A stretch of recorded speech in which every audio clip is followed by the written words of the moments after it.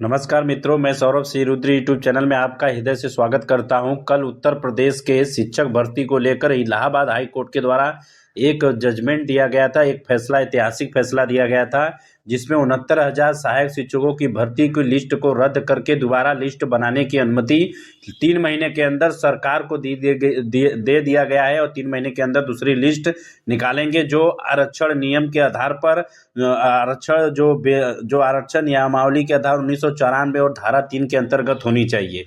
यह मामला है क्या पूरा शिक्षक भर्ती के घोटाले का, इसको मैं आपको बताऊंगा। और यह एक चीज और बताऊंगा दोस्तों, इसमें जो कौन कौन से अभ्यर्थी हैं जिसको लगभग 4 साल से ज्यादा नौकरी कर रहे हैं, उनको अभी घर बैठना पड़ेगा।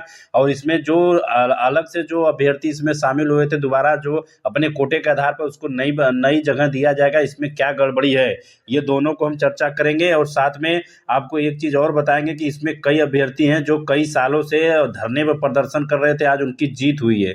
और इसमें जनरल, ओबीसी और एसटी के कोटे का क्या प्रकरण है और इसमें कैसे योगी सरकार को दोषी ठहराया गया है, इसका भी चर्चा करेंगे। बहुत कुछ जानने को मिलेगा। सिर्फ चैनल को लाइक, कमेंट और सब्सक्राइब जरूर से कर दीजिएगा। चलिए मैं आपको बताता हूँ पहले ये पूरी इसकी हिस्ट्री क्या है। देखिए, जब 2017 के बाद जब अखिलेश सरकार के द्वारा लगभग 1,37,000 की शिक्षा मित्र थे यूपी में, उनको कन्वर्ट कर दिया गया था सहायक अध्यापक के रूप में।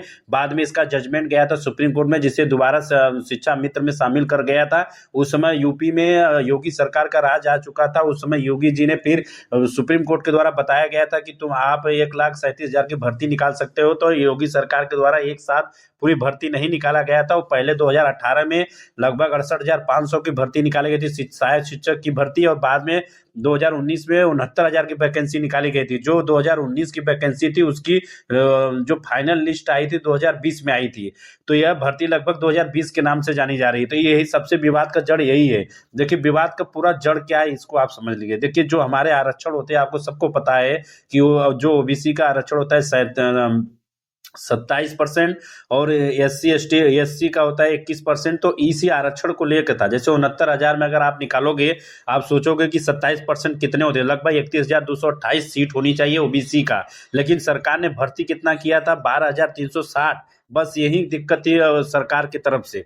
और खाली कितना गया था, 18,598 सीट खाली थी, जिसमें ओबीसी की अपने अपने आरक्षण के अनुसार 18,000 लोग बच्चों को सहायक शिक्षक की वैकेंसी में शामिल होना था। लेकिन उन्होंने, सरकार ने नहीं शामिल किया। और सबसे विवाद था तब एससी का, एससी को 16 मतलब 21% मिलना चाहिए, जहां पर 16.28% मिला गया था। ओबीसी को मात्र 3% मिला था। यही विवाद का जड़ जो सरकार के गले की फांस बन गई। और फिर पहले तो इनका जो सुप्रीम कोर्ट का लखनऊ बेंच में, सॉरी, हाई कोर्ट के बेंच जो है लखनऊ बेंच में शामिल किया गया, तो वहां पर जजमेंट आया था।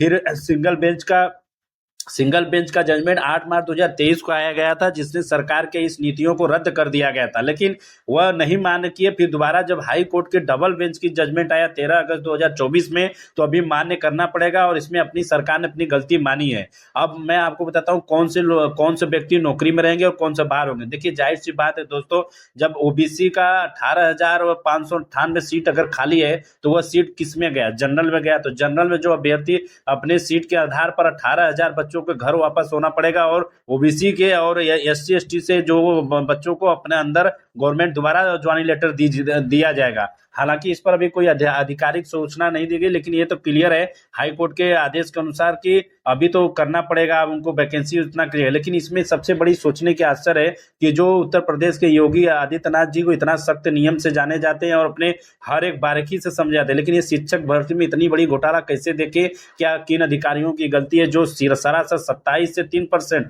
आप सोच लो कि 3% दोगे 27, मतलब आप 24% सीधे खत्म हो जा रहा है। ये अनासर गलत है। लेकिन बहुत बच्चों का कई साल से धरना प्रदर्शन चला गया था कि कहीं पानी टंकी पर चढ़ के दे रहे थे, कहीं बिना खाए पिए नहाए धोए बहुत प्रक्रिया से कठिनाई से निकले थे। लेकिन हालांकि अब उनकी जीत हुई है। अब देखिए, नए अभ्यर्थियों का स्वागत करेंगे, आगे उनको कॉल लेटर भेजा जाएगा। और जो जनरल कास्ट में जो अगर हुए हैं, उनको बाहर तो जाना ही पड़ेगा। इसमें आपकी क्या राय है, कमेंट बॉक्स में जरूर बताइएगा।